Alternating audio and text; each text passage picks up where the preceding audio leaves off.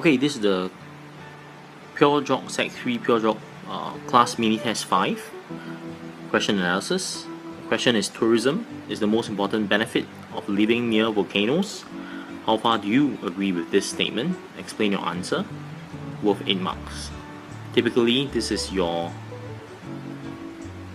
analysis question for open-ended questions. Okay, how far do you agree?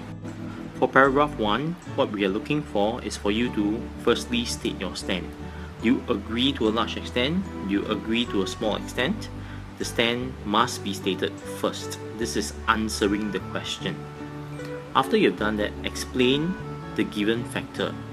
Okay, in this particular case, the given factor is tourism.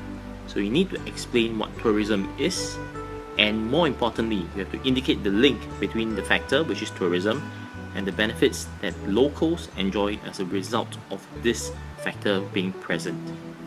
Finally, you need to provide a clear example of a local population that benefits from the presence of tourism near a volcanic area. For paragraph 2, you will need to give and explain the contrasting factor.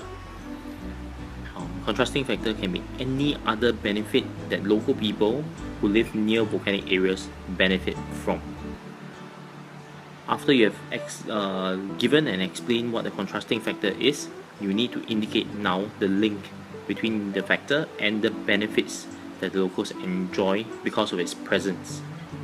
Like in paragraph 1, this is important as this will allow you to do a comparison between the two factors subsequently. To end off paragraph 2, you should also give an example of a local population that benefits from this contrasting factor. For paragraph 3, this will be normally your conclusion, so you need to conclude your argument.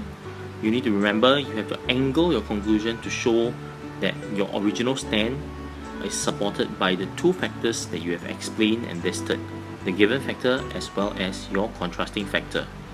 So please remember, if you agree to a large extent that the given factor is the most important, you have to, in this point here, show clearly that it is at a larger benefit. The benefits that the locals get from the first factor is greater.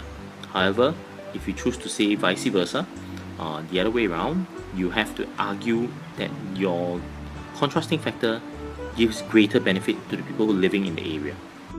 So this is a sample of what we would like to see in paragraph 1. First, giving the stand. I agree to the statement to a large extent. Explaining what it is. Tourism refers to the industry that provides entertainment to people from a different country or location. Tourism in volcanic areas often involves the history of the place. An example is in the town of Pompeii, Italy. This town was totally buried once under the pyroclastic flow from a nearby volcano. It was subsequently discovered and excavated. Due to the large number of people killed and the trauma of the incident, it is a very popular dark tourism site.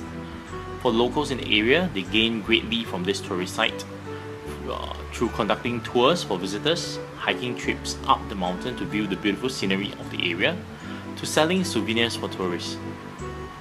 All these occupations are linked to the rise of the tourist industry. Hotels and restaurant owners also greatly benefit from the spending by tourists who come to visit the location. Paragraph 2. However, tourism is not the only benefit that the locals enjoy. With an active volcano, there will be fertile soil in the area. The soil is made up of volcanic ash that emerged due to the eruptions that have previously occurred. Volcanic ash is very high in nitrates, a key nutrient for plants.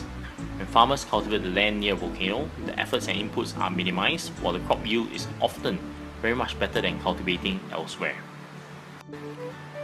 For paragraph 3 conclusion, farming will bring economic benefit to the locals who live near the volcano. However, the amount of profit may not be as large or significant to benefit everyone who lives nearby. However, the economic benefit that tourism brings, as well as the large variety of jobs that are created to support the tourism industry, from bellboys, waiters, chefs to tour guides, these will benefit a larger group of locals for a longer period of time. Hence, I agree with the statement to a large extent. Now, if you pay attention carefully, for paragraph 2, I'm actually missing something. I'm missing the case example. So if you talk about nutritious or fertile soil rather, you can use the example of barley, where there is very fertile soil and they grow a lot of wet rice in the area, and they have quite a significant crop yield as a result of the very fertile soil in the area. Okay, with that we come to the end of the question analysis as well as the suggested answer. Please remember to subscribe to the channel and give it a thumbs up. Thank you.